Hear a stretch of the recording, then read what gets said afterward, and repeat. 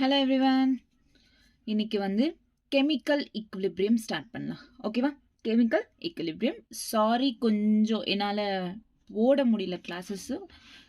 ஓகேவா? Sorry for that. At least நான் physical கெமிஸ்ட்ரியாச்சும் கம்ப்ளீட் பண்ணுறேன். Okay, clear? So chemical equilibrium first chemical equilibrium. Actually ஈக்குலிபிரியம்னா என்ன? ஈக்குலிபிரியம் ஃபார் எக்ஸாம்பிள் இந்த இந்த இந்த டயக்ராம் பார்த்தீங்கன்னா, இது ஒரு பக்கெட் வச்சுக்கோங்க. பக்கெட்ல ஒரு ஓட்டை போடுறீங்க, ஒரு ஹோல். ஓகே, இந்த மாதிரி ஒரு ஹோல் இருக்கு. இங்க இருந்து டேப்ல இருந்து வாட்டர் வந்துட்டே இருக்கு, தண்ணி இதுல விழுந்துட்டே இருக்கு. இங்க ஃபில் ஆயிட்டு இருக்கு பக்கெட்டு. ஒரு பக்கம் இங்க தண்ணி போயிட்டே இருக்கு, இங்க ஃபில் ஆயிட்டே இருக்கு. நடுவுல இங்க தண்ணி கொஞ்சம் இருக்கும்ல, தண்ணி கொஞ்சம் நடுவுல இங்க வரது, இங்க போயிட்டு இருக்கு வெளியே. இங்க இன்லெட், இட் இஸ் அவுட்லெட். ஆமாவா? நடுவுல இங்க கொஞ்சம் தண்ணி மீறும் இல்ல, அங்க அப்படியே தேங்கி நிற்கும்ல, அந்த நடுவுல இருக்கும்ல கான்ஸ்டன்டா. அதை தான் ஈக்குவலிபிரியம் அப்படின்னு சொல்றோம். ஓகேவா? என்ன சொல்லுவோம்? ஈக்குவலிபிரியம் அப்படின்ட்டு சொல்லுவோம். So this is call equilibrium. Actually ஒரு simple thing. Okay, so first chemical reaction என்ன? ஒரு சேஞ்சஸ், கெமிக்கலை சேஞ்சஸ் நடக்கிறது ஒரு பாடிக்குள்ள. ஒரு பாடி ஏதாச்சும் ஒரு என்ன சொல்றது, ஒரு இப்போ சால்ட்டு ஏதாச்சும் சேர்த்தோம், ஆசிடோ பேஸோ சேர்த்தோம், சால்ட் வாட்டர் இந்த மாதிரி வரும்ல. ஸோ என்ன ரியாக்ஷன் நடக்குது அப்படின்றத ரெப்ரசன்ட் பண்றதை தான் கெமிக்கல் ரியாக்ஷன் அப்படின்னு. ஒரு கெமிக்கல் சேஞ்சஸ் நடக்குது அதுக்குள்ள, அதை ரெப்ரசன்ட் பண்றது தான் கெமிக்கல் ரியாக்ஷன் அப்படின்னு சொல்றோம். இப்போ பாத்தீங்கன்னா நம்மளுக்கு வாட்டர் தேவைப்படுது. வாட்டர் எப்படி வந்துச்சு? ஹைட்ரோஜன் ஆக்சிஜன் ரெண்டும் சேர்ந்தாதான் நமக்கு வாட்டர் அப்படின்றது வந்துச்சு அப்படின்னு சொல்றது தான் ஒரு கெமிக்கல் ரியாக்ஷன் அப்படின்னு சொல்லிட்டு சொல்றோம். ஓகேவா? கிளியர்? இப்போ types of chemical reaction. Types of chemical reactions two types. ஒன்னு ஹோமோஜீனஸ், இன்னொன்னு ஹெட்டிரோஜீனஸ். ஹோமோஜீனஸ், ஹெட்டிரோஜீனஸ். ஹோமோஜீனஸ் அப்படின்னா என்னன்னா, ரியாக்டன்ஸ் அப்படின்றது சேம் ஃபேஸ்ல இருக்கும். அதாவது gaseous phase, gaseous phase, gaseous phase, இல்ல solid phase, solid phase, solid phase, இந்த மாதிரி ஒரே ஃபேஸ்ல இருக்கும். ஸோ கேஸஸ் ஒன்னு, சாலிட் ஒன்னு அப்படின்ட்டு சேஞ்ச் ஆகாது, சேம் ஃபேஸ்லயே போயிட்டு இருந்தா தட் இஸ் கால் ஹோமோஜீனஸ். ஹெட்ரோஜீனஸ்னா டிஃப்ரெண்ட் ஃபேசஸ். ஒன்னு சாலிடா இருக்கலாம், இன்னொன்னு சாலிடா கேஸா இருக்கலாம், இந்த மாதிரி லிக்விடா இருக்கலாம், இந்த மாதிரி டிஃப்ரெண்ட் ஃபேசஸ்ல மூவ் ஆயிட்டு இருந்தா தட் இஸ் கால்ட் ஹெட்ரோஜீனஸ். ஹோமோஜீனஸ்னா சேம் ஃபேஸ்ல மூவ் ஆகுறது. லைக் இங்க பாருங்க, இதெல்லாம் கேஸ் தான், இங்கேயும் கேஸ் தான், இங்க லிக்விட் தான், எல்லாமே லிக்விட் தான். ஸோ ஒரு ரியாக்ஷன் நடக்குது, ஒரு கெமிக்கல் ரியாக்ஷன் இருக்குன்னா அது சேம் ஃபேஸ்ல மூவ் ஆயிட்டு இருந்துச்சுன்னா that is called homogeneous. Different ஃபேசஸ்ல மூவ் ஆயிட்டு இருந்தா ஹெட்ரோஜீனஸ். ஓகே, கிளியரா? டன். பக்கா இந்த ஃபர்ஸ்ட் பேஜ் கிளியரா? ஸோ கெமிக்கல் ரியாக்ஷன்னா என்ன? ஒரு இன்லெட் அவுட்லெட் சொன்னா, டேப்ல இருந்து வாட்டர் வருது, இன்லெட் வெளியே போறது அவுட்லெட் பைப் அப்படின்னு சொல்லிட்டு. கெமிக்கல் ரியாக்ஷன்னா ஒரு கெமிக்கல் சேஞ்ச் நடக்குதுன்னா அது கெமிக்கல் ரியாக்ஷன் அப்படின்னு சொல்லிட்டு சொல்றோம். டைப்ஸ் ஆஃப் கெமிக்கல் ரியாக்ஷன் அப்படின்றது டூ டைப்ஸ். ஒன்னு ஹோமோஜீனஸ், இன்னொன்னு ஹெட்ரோஜீனஸ். ஹோமோஜீனஸ்ன்றது சேம் ஃபேஸ்ல மூவ் ஆனா ஹோமோஜீனஸ். ஹெட்ரோஜீனஸ்னா different phases. So not only solid, not only gas, not only liquid, different ஃபேசஸ்ல மூவ் ஆகுறது அது ஹெட்ரோஜீனஸ் அப்படின்னு. பக்கா. Done. Clear? First page is clear. Okay, next types of reaction on basis of heat. Heat base பண்ணி reactions அன்றது எத்தனை type அப்படின்றது. Types of reaction on basis of heat. ஒன்னு endothermic, இன்னொன்னு exothermic. எண்டோ அப்படின்னா அதை அப்சர்வ் பண்ணிக்குது, ஹீட்டை அப்சர்வ் பண்ணிட்டா that is called endothermic. ஹீட்டை அப்சர்வ் பண்ணிக்குது அப்படின்னா அதை எண்டோதெர்மிக் அப்படின்னு சொல்லிட்டு சொல்றோம். இங்க ரியாக்ஷன் இஸ் அப்சர்வ்ட். இங்க எக்ஸோதெர்மிக்னா எக்ஸ். இப்போ X girl friend, X minister, X prime minister, இந்த மாதிரி சொல்ற எக்ஸ்னா போயிட்டாங்க, அவங்க இல்ல. So X means release.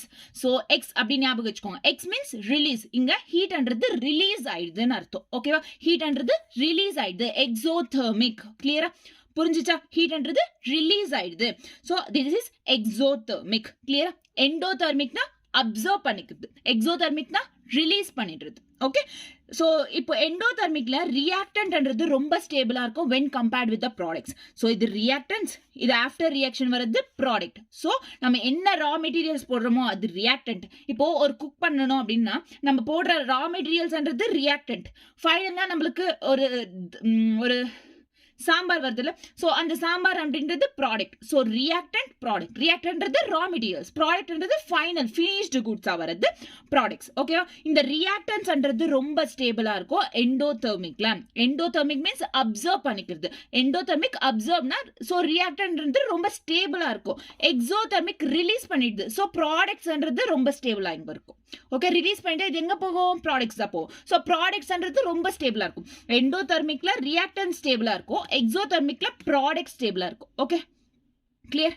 Next, so இங்க பாத்தீங்கன்னா ரியாக்டன்ட் ஸ்டேபிளா இருக்கும் அப்படின்னும், அப்ப ஹெச்ஆர்ன்றது இஸ் லெஸ் தேன் ஹெச்பி. ஹெச்ஆர்ன்றது லெஸ் தேன் ஹெச்பி. இங்க ஹெச்பின்றது இது லெஸ் தேன், எது ஸ்டேபிள் என்னமோ அது லெஸ். ஓகே, கிளியரா? இங்க ரியாக்டன்ட் ஸ்டேபிள் என்னோ, ஸோ இங்க HR is less than SP. இங்க ப்ராடக்ட் ஸ்டேபிள் என்னோ, ஸோ இங்க HP is less than HR. புரிஞ்சுதா? ஓகே, ஸோ இங்க delta H means nothing but enthalpy அப்படின்னு அர்த்தம். என்தால்பி, எண்டோதெர்மிக், எக்ஸோதெர்மிக், ஹீட் சம்பந்தப்பட்டது.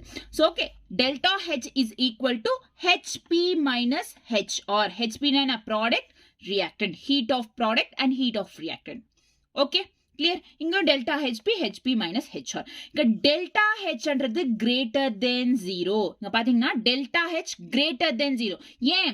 எண்டோதெர்மிக்ல அப்சர்வ் பண்ணிக்குது. It absorb the heat absorb பண்ணிக்குதுன்னா அது கிட்ட வந்து ஒரு நியூ மாலிக்யூல்ஸ் ஒரு நியூ ப்ராடக்ட்ஸ் ஆட் ஆகுது. ஸோ அப்சர்வ் பண்ணிக்குது அப்படின்னா இட் இஸ் கிரேட்டர் தென் 0. இது ரிலீஸ் பண்ணிடுது, போயிடுச்சு. ஸோ போயிடுச்சு அப்படின்னா லெஸ் தேன் 0. ஓகேவா? Clear?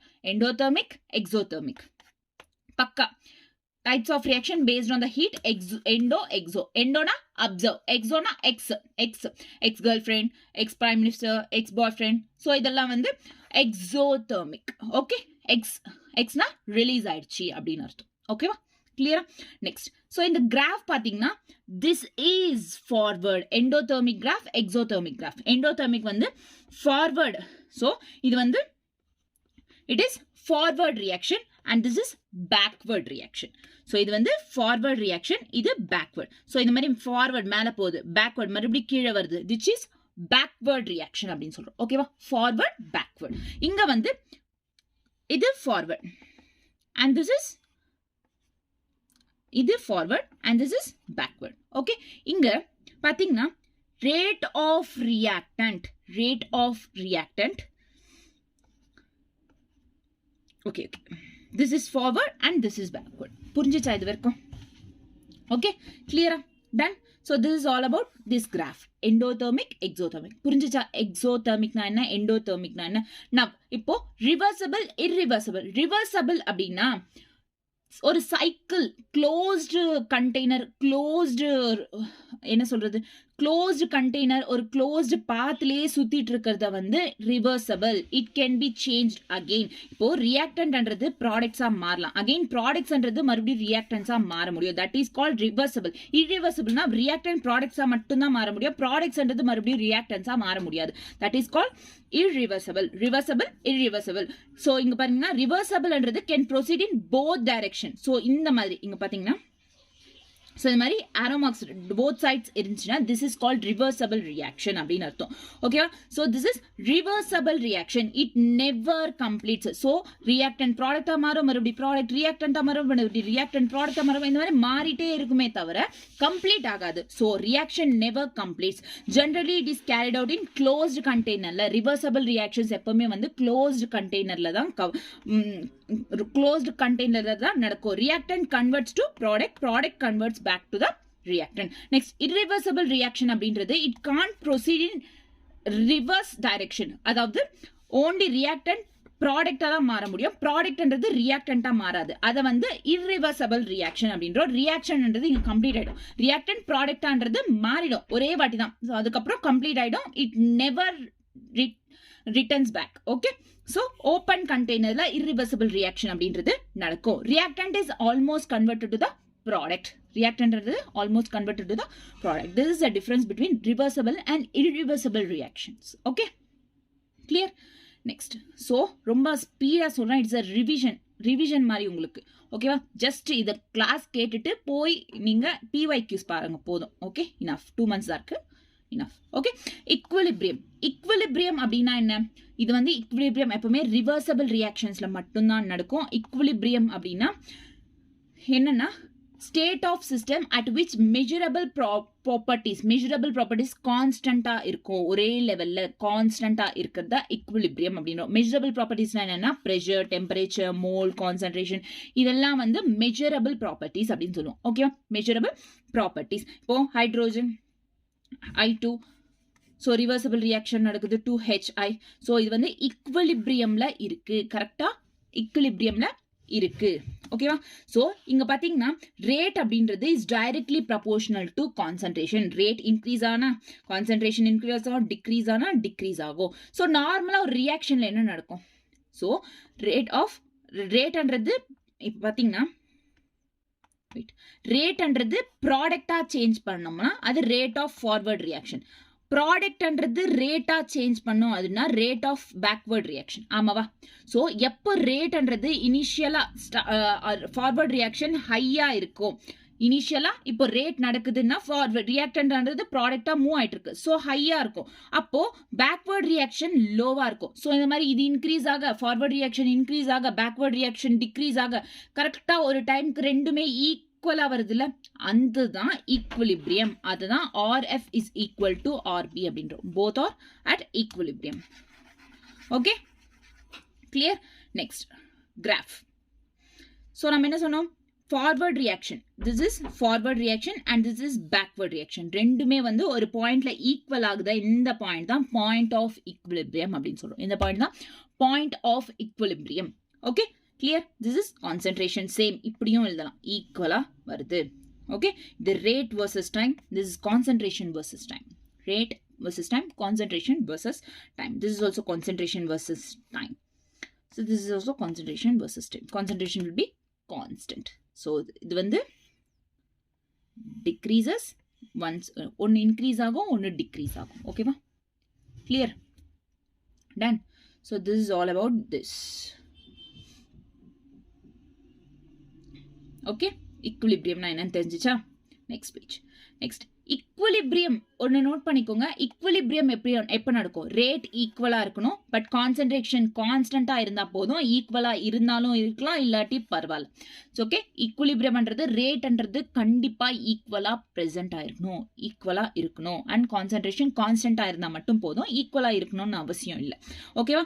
Characteristics of in equilibrium, rate ஈக்குவலா இருக்கணும், எஸ் ஈக்குவலா இருக்கணும். கான்சென்ட்ரேஷன் கான்ஸ்டன்டா இருக்கணும், அது ஈக்குவலா இருந்தாலும் பரவாயில்ல, இல்லாட்டியும் பரவாயில்ல. டைனமிக் இன் நேச்சர், ரியாக்ஷன்ன்றது ஸ்டாப்பே ஆகாது.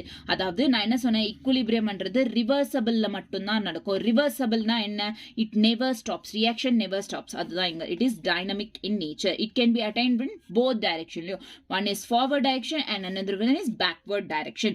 Measurable propertiesனால எந்த சேஞ்சும் do not undergo any change with time. measurable propertiesனால எந்த சேஞ்சஸும் நடக்காது. ஏன்னா measurable properties கான்ஸ்டன்டா இருக்கும். Concentration, temperature, concentration, temperature, pressure, colour, density, இந்த மாதிரி. ஸோ ஈக்குவலிபிரியம்ன்றது ஒருவேளை இப்போ ரியாக்ஷன் நடந்துட்டு இருக்கு, அதுல வந்து நம்ம கேட்டலிஸ்ட்ன்றது ஆட் பண்ணோம், கேட்டலிஸ்ட் போட்டோம் அப்படின்னா அதனால அந்த ரியாக்ஷன்ன்றது டிஸ்டர்ப் பண்ணாது, டிஸ்டர்ப் ஆகாது. அந்த ரியாக்ஷன்ல ஈக்குவலிபிரியமா இருக்குன்னு அந்த ரியாக்ஷன் அது டிஸ்டர்ப் ஆகாது. இது வெறும் வந்து அந்த ஈக்குவலிபிரியம் ஓட டைமிங்கை இன்க்ரீஸ் பண்ணோம் இல்ல டிக்ரீஸ் பண்ணோம், அவ்வளவுதான். ஈக்குவலிபிரியமை டிஸ்டர்ப் பண்ணாது எது? கேட்டலிஸ்ட் அப்படின்றது. Okay, clear? Next. So, active mass. Active mass is nothing but concentration மாதிரி தான். Concentration. Okay? Active mass is nothing but concentration. இது மாதிரி தான் represent பண்ணுவோம். For gas and solution. Solution is nothing but liquid. Concentration is the active mass. Okay? For solid and liquid, active mass is constant. Solid க்கும் சரி, liquid க்கும் சரி, active mass ன்றது கான்ஸ்டன்டா இருக்கும். இங்க ஒன்று நோட் பண்ணணும். நீங்க சாலிட் அண்ட் லிக்விட் அப்படின்றது நியூமரிக்கல்ஸ்ல, அதாவது क्वेश्चंसல எம்சிக்யூஸ்ல கேட்டாங்கன்னா சாலிட்ஸ் லிக்விட்ஸ் அப்படின்றது ரியாக்ஷன்ஸ்ல இருந்துச்சுன்னா அதோட வேல்யூ நீங்க 1 தான் எடுத்துக்கணும். சாலிட் அண்ட் லிக்விட்க்கு வேல்யூ வந்து 1. Okay, this is for solid and liquid density is constant. So C is equals to N by V, W by M into V density. Okay, clear? Done. ஓகேவா? கிளியரா? Next, law of mass action. இப்போ ஒரு reaction இருக்கு, this is a reaction. ஒன்னு forward reaction, இன்னொன்னு backward reaction. நார்மலா தெரிஞ்சதுதான். நம்ம கைனமேட்டிக்ஸ் படிச்சோமா? கைனமேட்டிக்ஸ்ல அதே தான். rate is directly proportional to concentration of A and concentration of V to the powers x to the exponents அப்படின்றது தான். ஸோ இதை ஈக்குவல் பண்ணோம்னா இந்த மாதிரி கான்ஸ்டன்ட் ப்ரொபோர்ஷனாலிட்டி கான்ஸ்டன்ட் வரும். which is KF ஃபார்வர்ட் ரியாக்ஷன்ல, KF பேக்வர்ட் ரியாக்ஷனா KB. ஓகேவா? கிளியரா? ஸோ ஈக்குவலிபிரியம் அட்டைன் பண்ணுறப்போ இது வந்து ஈக்குவல் ஆகும். இது ரெண்டுமே ஈக்குவல் ஆச்சு ஃபைனலாக இந்த ஈக்குவேஷன் அப்படின்றது வரும். K equilibrium is equal to KF by KB is equal to product stoichiometry and reactant stoichiometry. Okay, clear? And this is the law of mass action. Law of mass action in the equation, in the formula. Okay, clear? Next, types of equilibrium constant in terms of concentration, in terms of partial pressure. Equilibrium constant concentration terms la equilibrium is equal to Kc அப்படினு, so partial pressure na Kp அப்படின்றோம். Kc na concentration, Kp na partial pressure. It is defined both gas and solution க்கு, it is defined for both gas and solution concentration இந்த மாதிரி represent பண்ணுவோம். இது வந்து defined only for the gases க்கு Kp, gas and solutions க்கு, both gas and solutions க்கு சரி இது வந்து concentration இருக்கும் Kc. ஓகேவா, clear? Dalton's law of partial pressure. Dalton's law of partial pressure ஒன்னும் இல்ல, P total is equal to PA, partial pressure of A, B and C. இந்த partial pressure of A எப்படி கண்டுபிடிக்கணும்னா mole fraction of A into P total. B na mole fraction of B into P total. Mole fraction of C into P total. இந்த mole fraction na என்ன? Mole fraction of A is equals to number of moles of A by sum of moles, all moles. So number of moles of B by sum of all moles.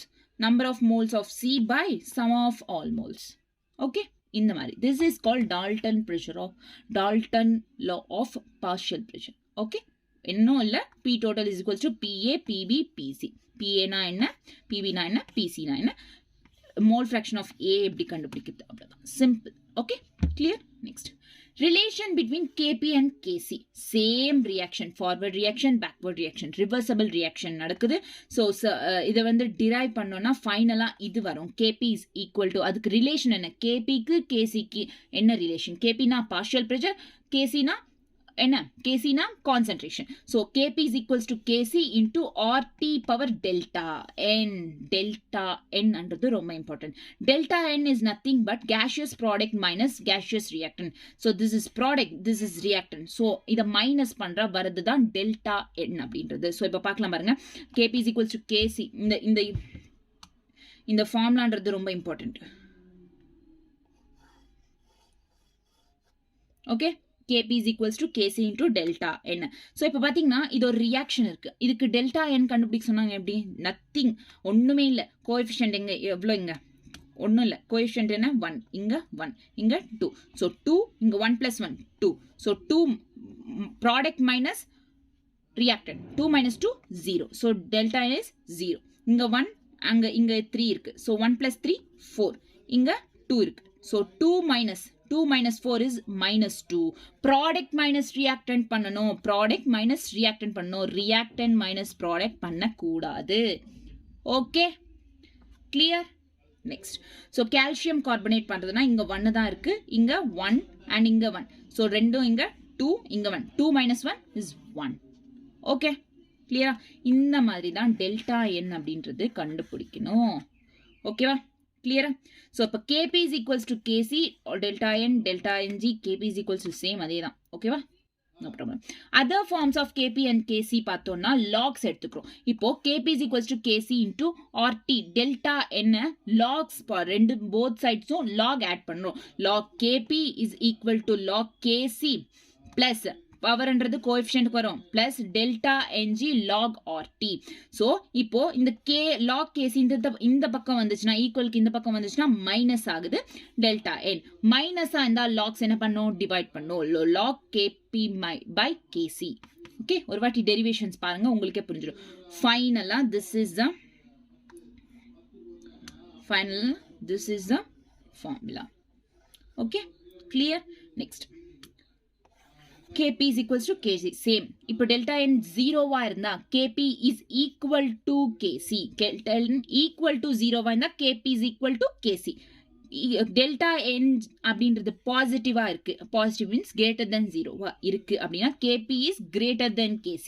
delta N is நெகட்டிவா இருக்கு, less than 0வா இருக்கு, அப்போ Kp is less than Kc. புரியுதா? Simple. Okay next so unit of KP and KC ஒன்றும் இல்லை இதை வந்து இது பண்ணோம்னா மோல் ப்ரெஷருக்கு வந்து கேபிக்கு வந்து ஏடிஎம் வரும் ஓகே அட்மாஸ்பியர் நெக்ஸ்ட் கேசிக்கு வந்து mole per litre which is mole per லிட்டர்னா concentration KC C for okay next extent of reaction extent of ரியாக்ஷன்ல இப்போ நம்ம கெமிக்கல் கைனடிக்ஸ் பார்த்துருக்கோம் ஒரு ரியாக்ஷன் இப்படி தான் இருக்கும் K is equals to concentration of B by concentration of A இருக்கு அப்படின்னு பார்த்தோம்னா இப்போ K is directly proportional to B மட்டும்தான் and inversely proportional to A அதாவது கே இன்க்ரீஸ் ஆச்சுன்னா பி இன்க்ரீஸ் ஆகும் பட் ஏன்றது டிக்ரீஸ் ஆகும் ஏன்னா இன்வெர்ஸ்லி ப்ரப்போர்ஷனல் அதுதான் இங்க சொல்லியிருக்காங்க வேற ஒன்றும் இல்லை ஓகே ஸோ இந்த மாதிரி கே இன்க்ரீஸ் ஆச்சு பியும் இன்க்ரீஸ் ஆச்சுன்னா ப்ராடக்ட் இன்க்ரீஸ் ஆகும் கே இன்க்ரீஸ் ஆகி பி ஏ டிக்ரீஸ் ஆச்சுன்னா ரியாக்டன்ட் டிக்ரீஸ் ஆகிடும் okay if K is greater than 10 power 3 K is greater than 10 power 3னா கேசி ஹையாக இருக்கும் அப்போ B equilibrium is greater than R equilibrium next கேன்றது is less than 10 power minus 3 KC is less B equilibrium less than R equilibrium இது வந்து K அப்படின்றது it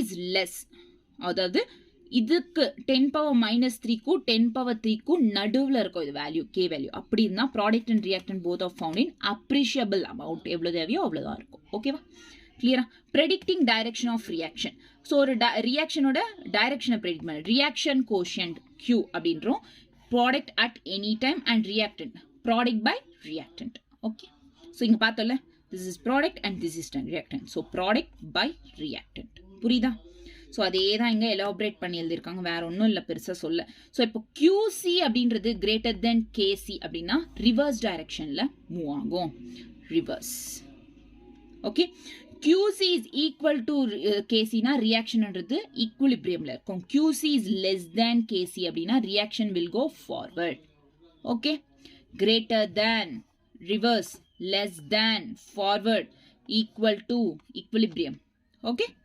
factors affecting equilibrium constant இப்போ factors அன்றது equilibrium constant affect பண்ணுது temperature reaction changes thermal equilibrium change stoichiometry இதெல்லாம் வந்து இப்போ first temperature பார்த்தோம்னா இதுக்கு want half equation வருது log k2 இந்த ஃபார்முலாவும் ரொம்ப important log k2 by k1 delta h by 2.303 into 1 by T1 minus 1 by T2.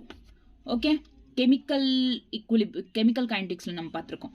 So endothermic, exothermic. Endothermic na என்ன சொன்ன heat absorb பண்ணிக்கும். Exothermic na heat release பண்ணும். X. Okay. Delta H என்றது greater than 0 இருக்கும். Delta H என்றது less than 0 இருக்கும். அதே மாதிரி greater than log K by 2. இங்க ஃபார்முலால இருக்குல்ல. So இதுவும் ஏன்னா இங்க பாருங்க proportionality. Delta H logsம் இதுவும் proportional. இது increase ஆகுதுனா இது increase ஆகும். சேமா தான் இருக்கும். So அதே மாதிரி K2 is greater than K1. இங்க K2 is less than K1. Reaction என்றது endothermic இந்த forward reaction, exothermic இந்த backward reaction.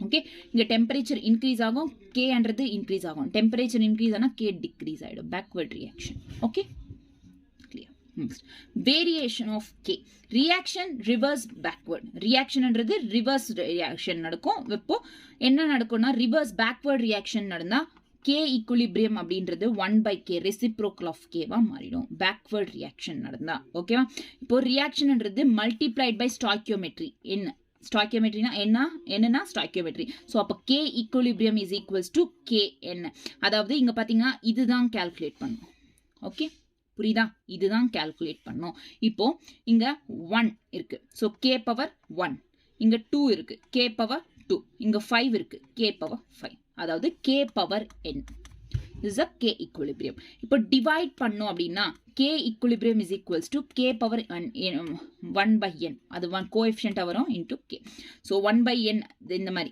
கோஎஃபிஷியன்ட்ல இருக்க அதாவது ஸ்டாய்க்கியோமெட்ரியா இருக்க அவ்வளவு ஓகே on adding இந்த மாதிரி ஆட் பண்ணோம் அப்படின்னா K1 ப்ராடக்ட்டா மாறும் K1 into K2 into K3 ஆ மாறும் ஓகே கிளியரா ஒரு வாட்டி go through பண்ணுங்க ஜஸ்ட் நான் சிம்பிளா ரிவைஸ் பண்ணிட்டு வந்தேன் அவ்வளவுதான் okay clear so degree of dissociation no problem இன்னும் இது பத்தி இந்த என்ன இது வரைக்கும் ஸ்டார்ட் பண்ணல இந்த சாப்டர் அப்படின்னா கூட பிரச்சனை இல்லை ஜஸ்ட் ஒரு 30 மினிட்ஸா இருக்குமா 35 மினிட்ஸ் இருக்குமா ஸோ அந்த கிளாஸ் பார்த்துட்டு ஒரு வாட்டி கோ த்ரூ பண்ணுங்க, ரிவைஸ் பண்ணுங்க, அதுக்கப்புறம் பிவைக்யூஸ் பண்ணுங்க. Enough. Okay, clear. Next, degree of dissociation, alpha. Degree of dissociation is nothing but alpha. Moles dissociated by initial moles taken. Moles dissociated na dissociated எவ்வளோ moles அன்றது move ஆச்சு அப்படின்றது x. so by initial எவ்வளோ moles போட்டிருக்கோம் a. இப்போ பார்த்தீங்கன்னா சிம்பிளா, wait a minute,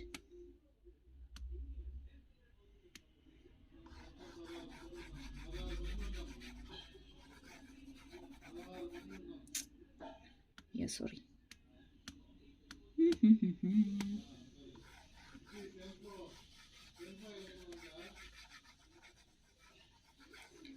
சிம்பிளா பாருங்களேன். இப்போ இங்க ரியாக்டன்ட் இது, ஆமாவா? சோ இது ரியாக்டன்ட்னா இது ஏ, ஆமாவா? அப்போ ப்ராடக்ட்ல ஒண்ணுமே இருக்காது. அப்பதான் ரியாக்டன்ட் ரா மெட்டீரியல் ஆட் பண்றோம். ப்ராடக்ட் எங்க வந்திருக்கும்? ரியாக்டன்ட் ஆகிறதுக்கு முன்னாடியே, ரியாக்ஷன் நடக்கிறதுக்கு முன்னாடி ப்ராடக்ட் வந்துருமா? வராது. சோ இப்போ t is equals to 0 start பண்ணாததுக்கு முன்னாடி நம்ம கிட்ட ரா மெட்டீரியல்ஸ் எல்லாம் இருக்கு, வெஜிடபிள்ஸ்லாம் இருக்கு, இன்னும் நம்ம சாம்பார் மேக் பண்ணல. சோ அப்போ ரா மெட்டீரியல்ஸ் இருக்கு, ஏன்னு எடுத்துட்டோம், ப்ராடக்ட் இல்ல, 0ன்னு போட்டோம். அட் டைம் t கொஞ்ச நேரம் போச்சு, கொஞ்ச நேரம் கழிச்சு என்ன பண்ணோம்? ஒன்னுனா ரியாக்ஷன் ஸ்டார்ட் ஆகுது. ரியாக்ஷன் ஸ்டார்ட் ஆகுதுன்னா ப்ராடக்டா மாறிட்டு இருக்கு. அப்ப என்ன ஆகும்? a minus X. கொஞ்சம் இதுல இருந்து பாதி ரா மெட்டீரியல்ஸ்ல இருந்து பாதி போட்டுட்டோமா சாம்பார்ல, இன்னும் பாதி ரா மெட்டீரியல்ஸா இருக்கு, மைனஸ் எக்ஸ். ஸோ அந்த எக்ஸ் எல்லாம் வந்து ப்ராடக்டா மாறிட்டு இருக்கும். So next at time t is equals to எப்போ? அடுத்து ஃபைனலா என்ன ஆகும் அப்படின்னா, இந்த பக்கம் 0 வந்துடும். இங்க ரா மெட்டீரியல்ஸ் எல்லாம் சாம்பார்ல எடுத்து போட்டோம், வெஜிடபிள்ஸ் எல்லாம் சாம்பார்ல எடுத்து போட்டோம், ஃபைனலா சாம்பார் மேட் ஆயிடுச்சு. அப்போ இந்த பக்கம் ப்ராடக்டா மாறிடும். அவ்வளவுதான். ஓகேவா? so this is the degree of dissociation. புரியுதா? டன்? கிளியரா? so இந்த x அப்படின்ற வேல்யூ வந்து இங்க இருக்கு பாருங்க, alpha is equals to x by a, x is equals to a alpha. இத சப்ஸ்டிட்யூட் பண்ணா enough. Okay, no problem. next, Le-Chatelier's principle. Le-Chatelier principle, concentration change. இப்போ concentration, Le-Chatelier's principleல concentration change first change. so இப்போ ஒரு reaction இருக்கு, அதுல product கான்சென்ட்ரேஷன்ன்றது increase ஆச்சுன்னா backward reaction, product concentration increase ஆச்சுன்னா backward reaction, product concentration decrease ஆச்சுன்னா forward reaction, reactant concentration increase ஆச்சுன்னா forward reaction, reaction concentration decrease ஆச்சுன்னா பேக்வர்ட். ஓகேவா? கிளியரா? இது ஒரு வாட்டி பார்த்துக்கோங்க, சொல்றதுக்கு பெருசா ஒன்றும் இல்லை. Next, pressure change. ஒருவேளை pressure சேஞ்ச்னா PV is equals to nRT. அதுல P pressure is directly proportional to number of moles. ஆமாவா?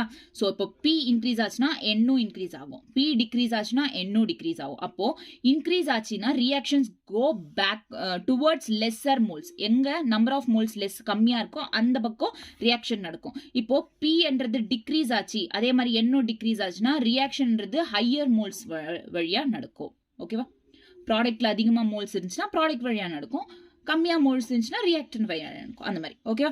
Volume effect. இப்போ இந்த ரியாக்ஷன் இருக்கு, வால்யூம், இதுல வால்யூம்ன்றது இன்க்ரீஸ் ஆச்சுன்னா reaction moves in which direction அப்படின்னா, வால்யூம் இன்க்ரீஸ் ஆச்சு, ப்ரெஷர்ன்றது டிக்ரீஸ் ஆச்சு, என்னன்றது டிக்ரீஸ் ஆச்சு, என்ன நடக்குது? ப்ரெஷர் டிக்ரீஸ் ஆகி என்ன டிக்ரீஸ் ஆனா reaction goes toward higher molecules, அதே தான் நடக்கும். ஸோ வால்யூம்ன்றது இந்த ப்ரெஷர் அண்ட் மோல்ஸ் மேல டிபெண்ட் ஆயிருக்கு. ஓகேவா? இன்க்ரீஸ் ஆச்சுன்னா, அதாவது இது ரெண்டுமே வந்து inversely proportional to V. Volume decrease ஆச்சுன்னா இது எல்லாமே இன்க்ரீஸ் ஆகும், வால்யூம் இன்க்ரீஸ் ஆச்சுன்னா இது எல்லாமே டிக்ரீஸ் ஆகும், இன்வர்ஸ்லி ப்ரொபோர்ஷனல். ஓகேவா? இதை வச்சு வால்யூம் எஃபெக்ட்டை நம்ம சிம்பிளா சொல்லலாம்.